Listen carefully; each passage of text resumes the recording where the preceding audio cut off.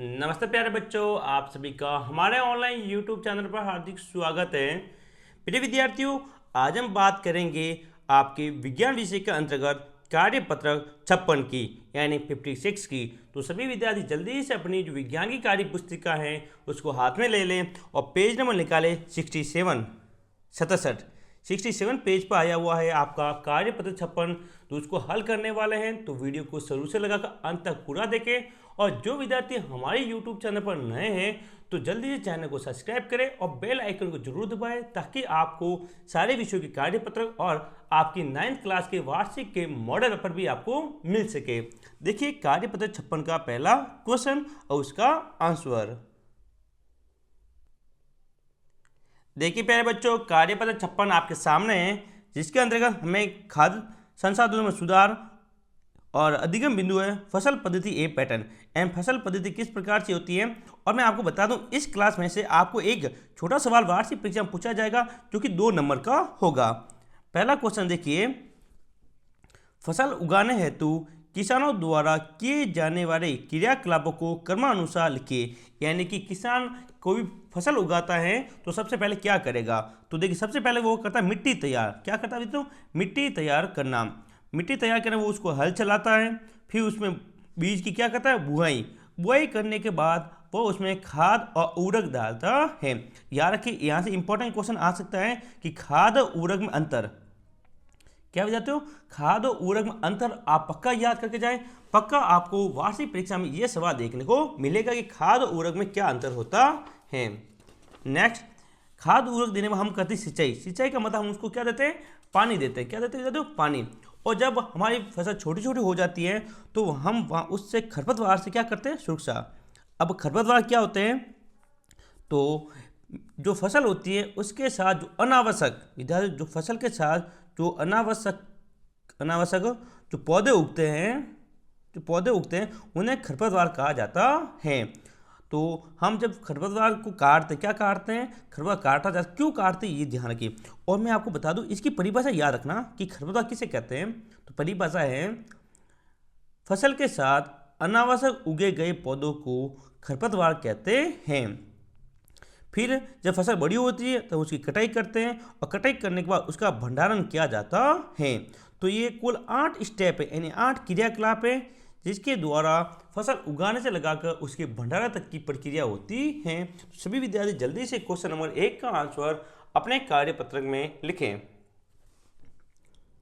प्रिय विद्यार्थी केवल लिखना ही नहीं है, आपको हर बात समझनी है। मैं गणित और विज्ञान में स्पेशल रूप से आपको समझाता हूँ। गणित के अंतर्गत बहुत सारी चीज़ें जो आपको समझनी चाहिए और इस क्रियाकलाप में से चाहे कोई भी कार्यपत्रक हो आपके विज्ञान का और गणित का, इंग्लिश का, तीनों में से आपकी वार्षिक परीक्षा में लगभग 80% सवाल पूछे जाएंगे। कितने परसेंट, 80% सवाल इन क्रियाकलापों में से पूछे जाएंगे।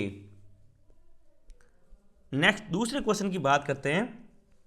आपके परिवेश में पाए जाने वाले किन्हीं कृषि औजारों के नाम बताइए। परिवेश का मतलब आपके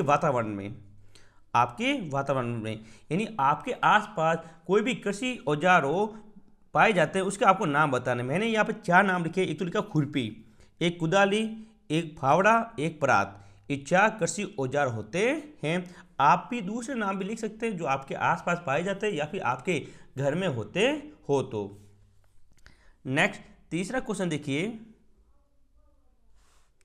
बुआई से पहले मिट्टी को तैयार करने के लिए आवश्यक प्रमुख औजार कौन कौन से नाम लिखिए। यानी मिट्टी को तैयार करने के लिए औजार कौन से। तो विद्यार्थी मिट्टी को तैयार कर, एक तो होता है हल। क्या होता है, हल। एक होता है कल्टीवेटर, इससे मिट्टी तैयार की जाती है और बुआई भी की जाती है। नेक्स्ट, 4 नंबर क्वेश्चन, बुआई में इस्तेमाल किए जाने वाले औजारों के नाम बताइए।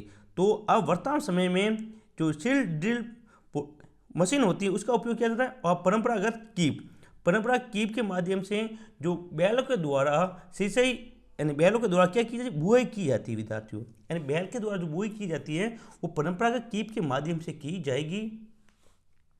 तो जल्दी से भी विद्यार्थी अपने कार्यपत्रक में दूसरा, तीसरा, 4 नंबर तक क्वेश्चन के आंसर लिखें।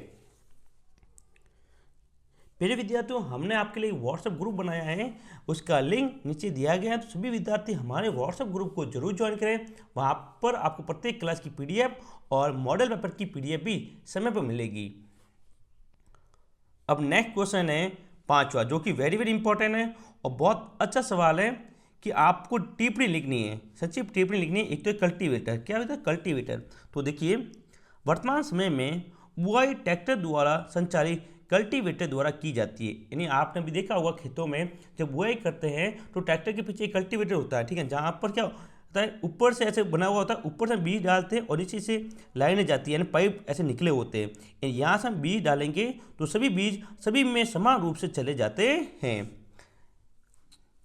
जिससे कम समय में अधिक भूमि पर बुआई की जा सकती है तथा इससे समय व श्रम की बचत होती है। समय भी कम लगता है और मेहनत भी कम लगती है। तो जल्दी से कल्टीवेटर के बारे में आप सभी विद्यार्थी कार्यपत्र में लिखें।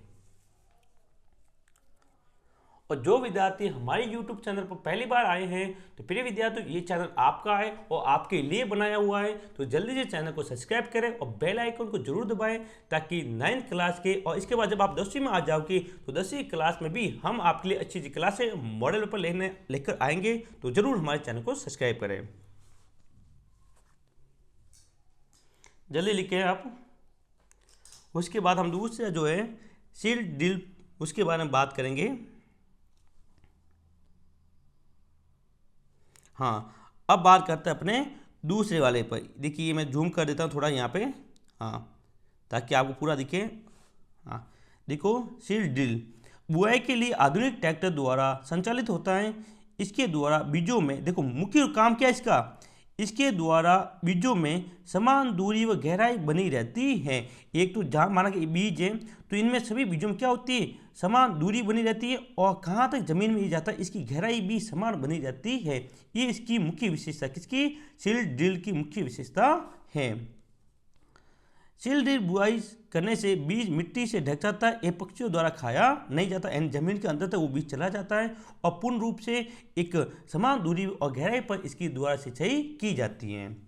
तो आप सभी विद्यार्थी क्वेश्चन नंबर 5, जो कि हमारे कार्यपत्रक 56 का अंतिम क्वेश्चन है, उसको अच्छी तरह से उतारें। प्रिय विद्यार्थियों, कल हमारे सारे कार्यपत्र खत्म हो जाएंगे और साथ ही जो आपका पश्चिम वो आकलन पत्र है, ठीक है, पश्चिम रेखा आकलन पत्र, कल हमारा पश्चिम रेखा आकलन पत्र समाप्त हो जाएगा। तो हमारे साथ बने रहने के लिए आपका धन्यवाद और इसी प्रकार हमारे साथ आगे बने रहें।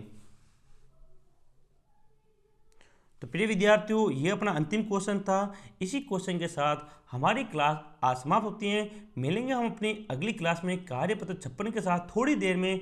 तो चैनल को सब्सक्राइब करें, व्हाट्सएप ग्रुप को जरूर ज्वाइन करें। जय हिंद, जय भारत।